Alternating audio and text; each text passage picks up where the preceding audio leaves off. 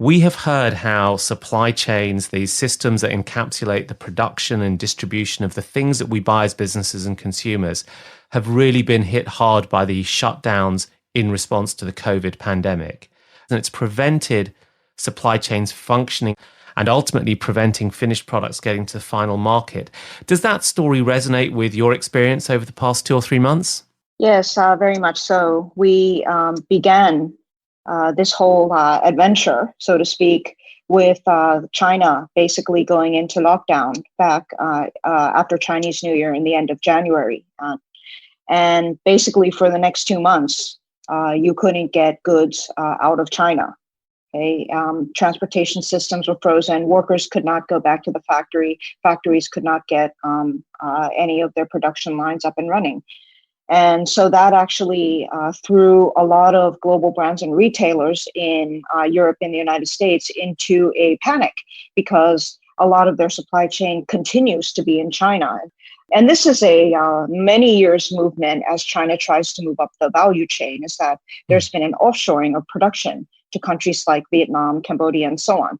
So it's not unusual that we would see a flight from China, but as the pandemic spread to other parts of Asia and then eventually to the US and Europe, we saw the reverse, that demand basically froze.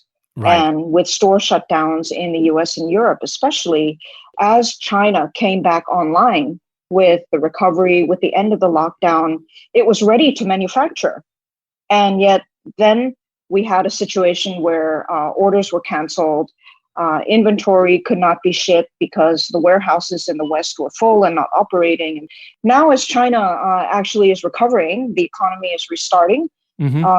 Actually retail in China is recovering pretty fast. That it's a sign that there's a pent-up demand in China. And so it's a very interesting time, but it's also a very challenging time for global supply chains because the very principle of connectivity has been disrupted because either the front end or the back end is not working.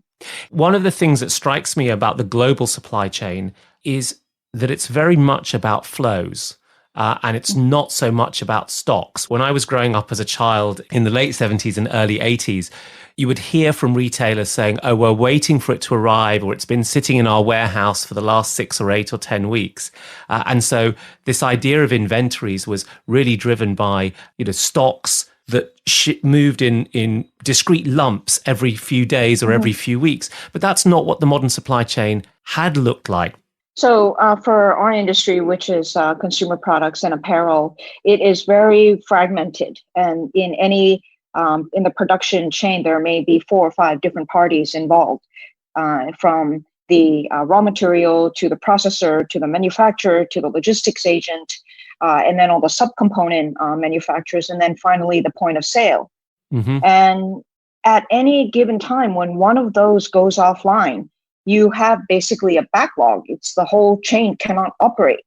And so that's why when China could not produce, people in the US and Europe panicked. And now when the US and Europe cannot sell, then there's the whiplash effect on the rest of the chain. And so that's why for supply chains, digitization and visibility and flexibility, these are the ultimate capabilities. So if you are able to, when China is frozen, you go to Vietnam or Cambodia or Bangladesh, and now that India and Bangladesh are frozen, you have to find somewhere else to produce. Never mind all of the components as well. Supply chain management is an orchestration because you are actually conducting an orchestra to get this chain to deliver such a simple good like a shirt to a final retailer in the middle of the United States.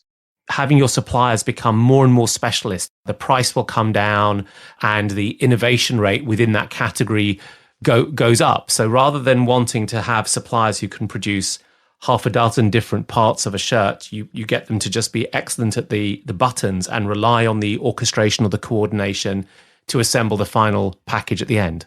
This is why there are so many different players involved in the global supply chain, because in order to achieve the price point that you're speaking of, and in order to be able to know enough about a product to actually innovate, you have to actually specialize. And so you have entire towns in China which are specializing in given components. And then, there are different countries which are basically specializing in different parts of the supply chain. And what the pandemic has now taught us is that too much specialization can actually work against you. So if Vietnam doesn't have an extended supply chain within its own borders, the Vietnamese suppliers could be hurt if China cannot ship their raw materials. And same for Cambodia and Bangladesh and so on. So you want to have a degree of vertical integration, but not too much that it becomes your handicap. At the same time, production needs to not be so specialized, because as we've seen with a lot of manufacturers during this crisis, if they cannot produce the good that they're specializing in, we need to transition them to be able to produce something else. And so that's where a lot of the automation comes in, is that you need to be able to transition those systems quickly. And it's not just the pandemic. The pandemic has basically crystallized this principle very clearly, but for any kind of product, your production line needs to be able to rapidly transition, especially now as consumer demand changes very rapidly. And the most successful supply chain will be one that is both cheap, not too reliant on a specialized kind of worker, and also very flexible in that it can produce very small quantities of a very wide array of goods without blowing your costs out of the water.